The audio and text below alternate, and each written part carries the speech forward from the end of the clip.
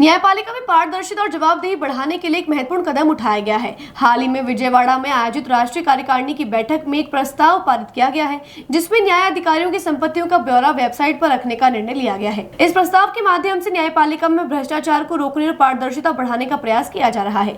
इस संबंध में आज अजमेर में अधिवक्ताओं ने इस प्रेस वार्ता की प्रति जिला कलेक्टर को सौंपी और इसे राष्ट्रपति व चीफ जस्टिस को सौंपने की मांग की गई है।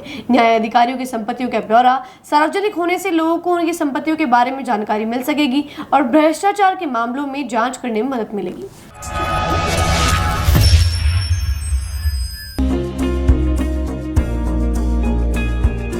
नेशनल स्पोर्ट्स अजमेर, जहां आपको मिलेंगे सभी प्रकार के खेल के ब्रांडेड सामान व खेल के ब्रांडेड कपड़े जैसे track, Asics, SS, SG, Nivia, Cosco आदि, वो भी वाजिब दाम में।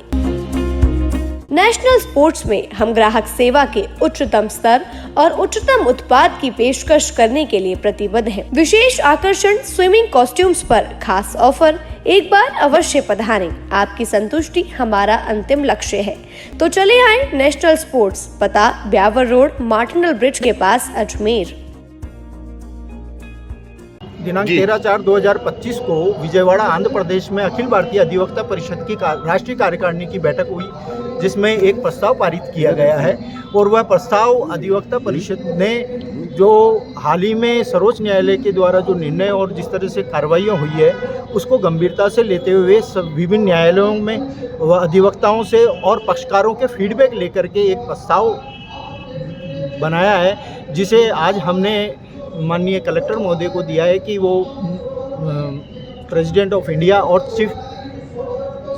चीफ जस्टिस ऑफ इंडिया को ये प्रस्ताव प्रेषित करें। और उस प्रस्ताव में ये है कि जो न्यायाधिकारियों की जो नियुक्तियां हैं और उनके जो परिजन वगैरह है वहाँ न्यायालयों में जो कार्य कर रहे हैं, उनके संबंध में उनकी संपत्तियों का ब्यौरा और उन न्यायपालिका की स्वतंत्रता के साथ में उनकी जवाबदेही भी तय की जाए, इस संबंध में प्रस्ताव। और इसके अलावा नियुक्तियों के संबंध में और कानून भी बनाने के संबंध में इसमें प्रस्ताव में दिया गया है कि कानून बनाया जावे और जब तक कानून नहीं लागू होता तब तक कॉलेजियन सिस्टम भी पारदर्शिता से नियुक्तियां की जावे। यहाँ तक कि जो और अन्य इनके जैसे परिजनों की और उनकी संपत्तियों का ब्यौरा भी संबंधित न्यायाधिकारियों न्यायालयों में वेबसाइट पर डाला जाए। इसके अलावा प्रत्येक उच्च न्यायालय में 2/3 जो अन्य है न्यायाधिपति, उनको नियुक्तियां दी जावे अन्य न्यायालयों से, उच्च न्यायालय।